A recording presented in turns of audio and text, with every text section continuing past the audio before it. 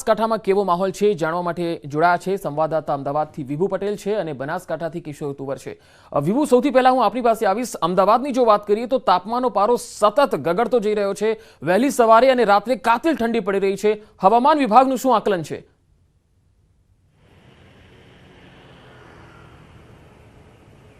पंकज, हवामान विभाग द्वारा आगाही करवामां आवी छे के सतत जे लघुत्तम तापमान घटी रह्युं छे तेना कारणे ठंडीनुं जोर छे ते वधशे। खास करीने कारण ए छे के उत्तर भारत तरफ एक वेस्टर्न डिस्टर्बन्स अने जे रीते हिमवर्षा थई रही छे तेनी सीधी असर छे ते गुजरातना वातावरण पर जोवा मळी रही छे। वहेली सवारे अने आखो दिवस जो के ठंडीनो अहेसास छे ते थई रह्यो छे। त्यारे अमदावाद शहेरनो पण माहोल बताववा मांगीश के जे रीते अमदावाद शहेरमां पण सतत पारो गगड़ी रह्यो छे, हाथ थीजवती ठंडी पड़ी रही छे अने तेना कारणे ज रस्ताओं पर छे लोको निकळता होय छे त्यारे स्वेटरनो सहारो छे ते लेवो पड़े छे।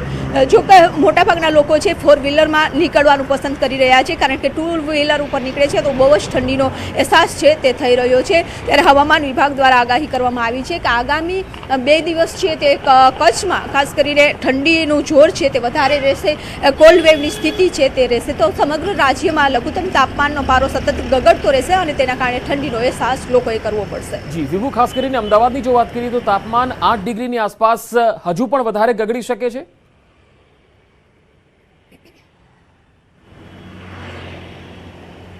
पंकज, जे रीते उत्तर तरफथी पवनो फूंकाई रह्या छे अत्यारे जे पवननी दिशा छे ते उत्तर पूर्वनी छे एटले के हिमालय तरफथी राजस्थानना रण उपरथी सूका अने ठंडा पवनो फूंकाई रह्या छे अने तेना कारणे लघुत्तम तापमान छे ते सतत गगड़ी रह्युं छे। आगामी दिवसोमां पण ठंडी छे ते यथावत रहेवानुं हवामान विभागनुं अनुमान छे। हवामान निष्णात द्वारा पण कहेवामां आव्युं छे के 15 जे सतत 15 तारीखथी आ ठंडीनो अहेसास छे ते थई रह्यो छे अने 31 जान्युआरीए आ ठंडीनुं प्रमाण छे ते यथावत रहेशे। परंतु वच्चे 17 तारीखनी आसपास फरी एक वखत वादळो आवशे अने तेना कारणे ठंडीनुं प्रमाण छे ते घटशे, परंतु फरी एक वखत ठंडीनुं प्रमाण छे ते वधी जशे। 31 तारीख सुधी आवो ज माहोल छे ते जोवा मळशे। जी जी किशोर, હું આપની પાસે આવીશ। બનાસકાંઠાના લાખણી અને થરાદમાં તો ગઈકાલે બરફ જામેલો જોઈ શકાયો હતો।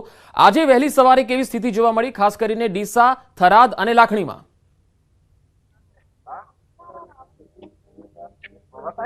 ચોક્કસથી મંગત, જો આજની જો વાત કરવામાં આવે તો અત્યારે 7 ડિગ્રી સેલ્સિયસ જે તાપમાન નોંધાયું છે।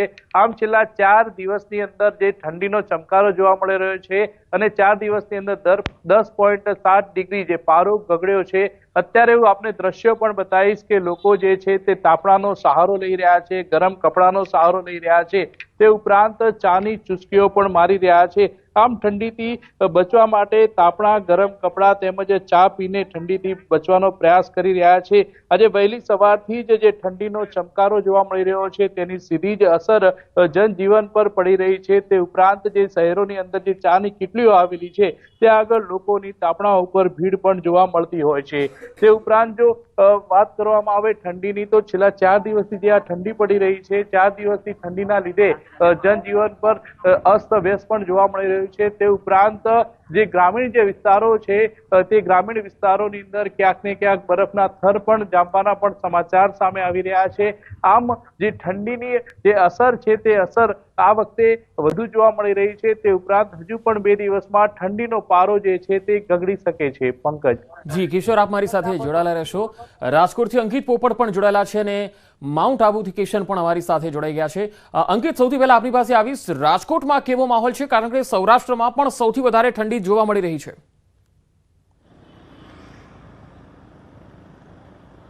ચોક્કસ પંકજ, હું આપને એ જ જણાવવા માંગુ છું કે સૌરાષ્ટ્રની અંદર આ વખતે ઠંડીએ રેકોર્ડ બ્રેક કર્યો છે। ગઈકાલની જો વાત કરવામાં આવે તો સૌરાષ્ટ્રની અંદર ચાલુ શિયાળાની સૌથી વધુ રેકોર્ડ બ્રેક ઠંડી છે તે નોંધાઈ છે।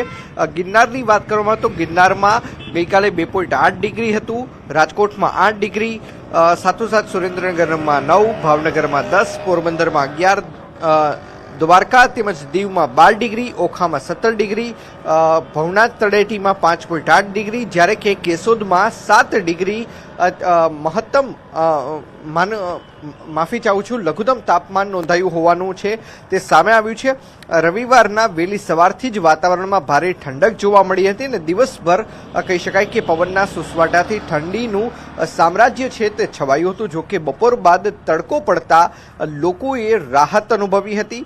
તો આમ એકંદરે જોવા જઈએ તો હું આપને જે દ્રશ્યો પણ બતાવી રહ્યો છું, દ્રશ્યોમાં પણ જોઈ શકાય છે કે આ એ જ રાજકોટનો રેસકોર્સ રિંગ રોડ છે કે જ્યાં 9:30 વાગ્યા સુધી લોકો છે તે વોકિંગ કરતા હોય છે. પરંતુ જોઈ શકાય છે કે ખૂબ જ ગણિયા ગાંઠિયા લોકો છે તે હાલ અત્યારે મોર્નિંગ વોકની અંદર દેખાય છે. જે પ્રમાણે ઠંડી પડી રહી છે તેના કારણે જે સ્નાનગર છે મહાનગરપાલિકા દ્વારા સંચાલિત, તેમાં પણ હાલ અત્યારે માત્ર 20% સભ્યો છે તે રેગ્યુલર આવતા હોવાનું છે તે પણ સામે આવ્યું છે. જી પંકજ. જી અંકિત, મારી સાથે આપ જોડાયેલા રહેશો. અહીંયા દર્શકોને પણ જણાવી દઈએ કે માઉન્ટ આબુમાં ઠંડીનું રૌદ્ર સ્વરૂપ જોવા મળ્યું છે. માઉન્ટ આબુમાં પારો -6 ડિગ્રીએ પહોંચ્યો છે.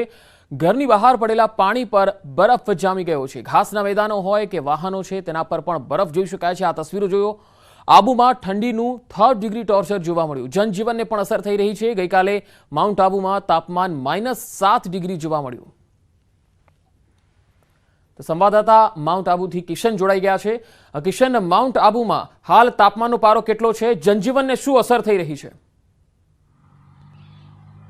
बताना चाहूँगा माउंट आबू का जो तापमान है वो आज न्यूनतम वापस फिर से -6 डिग्री पर दर्ज हुआ है। माउंट आबू में जमने का तो एक रस नहीं रहती, पानी जो होता है वो पानी के पास घास के मैदानों के ऊपर बर्फ जम जाती है। जो कार खड़ी होती है बाहर, उनके कार के शीशों के ऊपर और पूरे छत के ऊपर पूरे के पूरे बर्फ की एक परत जम जाती है। और जहाँ तक बर्फ जमने की बात है तो वह बर्फ जम नहीं रही है, उसकी एक मोटी मोटी लहर जम रही है। ये पानी के जो पात्रों में हम जो बात करते हैं, सुबह सुबह उठकर बर्फ के दृश्य जो हम दिखाते हैं, उन पानी के पात्रों में पानी को तोड़ने के लिए पाइप का हमें इस्तेमाल करना पड़ता है। तो इससे अंदाजा लगाया जा सकता है कि जो बर्फ की परत होती है वो कितनी मोटी होती है। एक इसकी मोटाई जो होती है वो 3 से 4, 5, 6 इंच जितनी मोटी बर्फ की परत हो जाती है। उसे तोड़ने में एक पाइप का सहारा लेना पड़ता है। तो इससे समझा जा सकता है कि जो यहाँ की ठंड है वो कितनी रौद्र रूप ले चुकी है, कितना तीखा और कितना सितम ढाने वाली है। तो वहीं पर जो सैलानी होते हैं माउंट आबू आने वाले, उनको यह बर्फ काफी मजा देती, काफी आनंद देती और उन्हें काफी एंजॉय करने को मिलता है। और दूर दूर से गुजरात के चारों ओर से लोग यही बर्फ देखने के लिए माउंट आबू आ रहे हैं। किशन, अभी माउंट आबू पर तापमान क्या है और क्या सैलानी पहले के मुकाबले में ज्यादा आ रहे हैं या कम हुए हैं?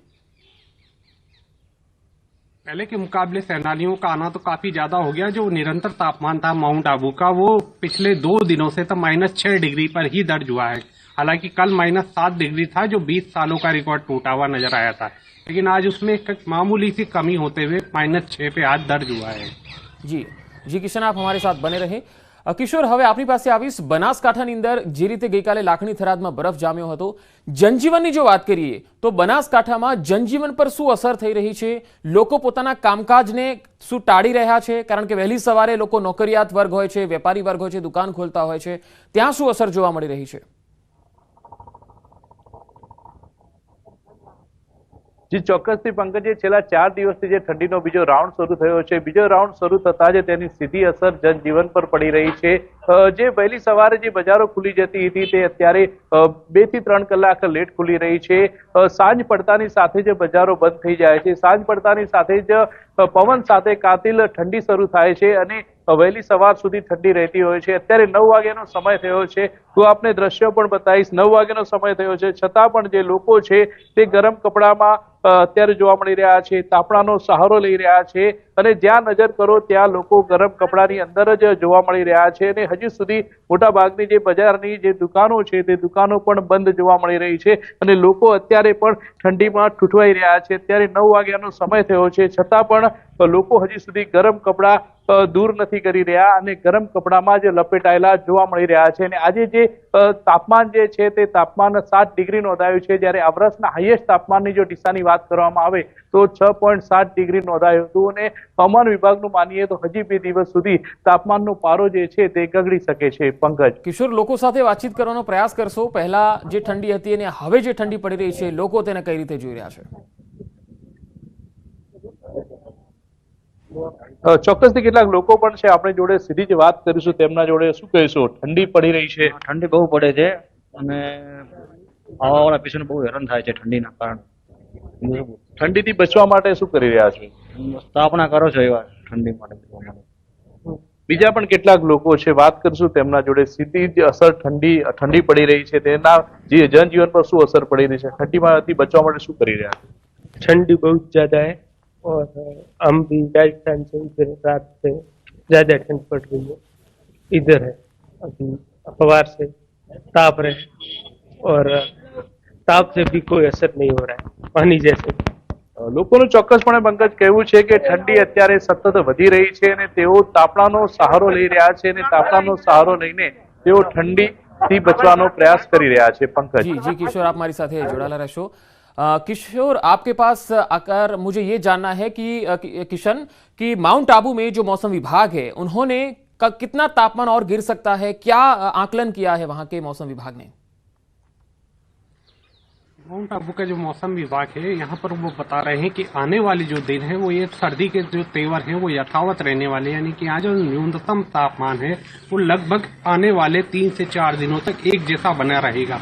मौसम विभाग का ये भी कहना था कि अगर हिमालय से चलने वाली जो ठंडी हवाएं हैं, पश्चिमी विक्षोभ, अगर वो सक्रिय और हो जाता है और आज ठंडी हवाएं चलना शुरू हो जाती है तो माउंट आबू का जो न्यूनतम तापमान है उसमें से 2-3 डिग्री की गिरावट और भी दर्ज देखने को मिलेगी.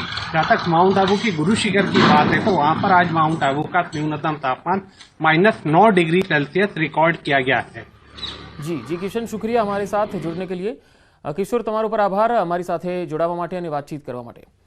તો આપે માઉન્ટ આબુ અને બનાસકાંઠા બંનેથી તસવીરો જોઈ. રાજકોટમાં પણ કાતિલ ઠંડી છે. વાત કરીએ હવે અન્ય શહેરોની. ગુજરાતમાં આમ તો ગુજરાતભરની જો વાત કરીએ તો આગામી 5 દિવસ ઠંડીની આગાહી છે. 10 શહેરોમાં ઠંડીનો પારો 10 ડિગ્રીની નીચે જોવા મળી રહ્યો છે. ત્યારે રાજ્યનું સૌથી ઠંડો વિસ્તાર જો કહી શકાય તો એ છે નલિયા. ડીસામાં પણ 8.2 ડિગ્રી, જ્યારે ગાંધીનગરમાં 8.3 ડિગ્રી, રાજકોટમાં 8.4, સુરેન્દ્રનગરમાં 9, કેશોદમાં 6.9 ડિગ્રી, અમદાવાદમાં 10 ડિગ્રી, ભુજમાં 7.6 ડિગ્રી, પોરબંદરમાં 10.6 ડિગ્રી, કંડલા એરપોર્ટ 6.6 ડિગ્રી તાપમાન જોવા મળ્યું છે. તો 10 શહેરોનો તાપમાનનો પારો 10 ડિગ્રીની નીચે છે. કચ્છમાં છેલ્લા 2 દિવસથી રેકોર્ડ બ્રેક ઠંડી છે તે વર્તાઈ રહી છે. કાલની વાત કરીએ તો ગઈકાલે નલિયાનું તાપમાન 1.4 ડિગ્રી નોંધાયું હતું. ચોક્કસથી વાત કરીએ તો હવામાન વિભાગે કોલ્ડ વેવની આગાહી કરી છે, તેમજ એક માર્ગદર્શિકા પણ બહાર પાડવામાં આવી છે. જે રીતે કચ્છમાં ઠંડી વર્તાઈ રહી છે તેને લઈને લોકો છે તે હાડ થીજવતી ઠંડીનો અનુભવ કરી રહ્યા છે. વહેલી સવાર હોય કે મોડી સાંજ હોય, લોકો છે તે ઘરની બહાર નથી નીકળી રહ્યા. ચોક્કસથી વાત કરીએ તો હવામાન વિભાગે જે રીતે કોલ્ડ વેવની આગાહી કરી હતી તે જ રીતે કચ્છમાં છે તે હાલ ઠંડી વર્તાઈ રહી છે. નલિયામાં તો રેકોર્ડ બ્રેક ઠંડી છે તે 1.4 ડિગ્રી નોંધાઈ હતી, જે કેટલાક વર્ષોનો રેકોર્ડ તોડ્યો હતો. તો હજી પણ કચ્છમાં ઠંડી વર્તાય તેવી હવામાન વિભાગે આગાહી કરી છે. એટલે ચોક્કસથી લોકોને છે તે કાતિલ ઠંડીનો અનુભવ હજી પણ કરવો પડશે. મેહુલ સોલંકી, ન્યૂઝ 18 ગુજરાતી, કચ્છ.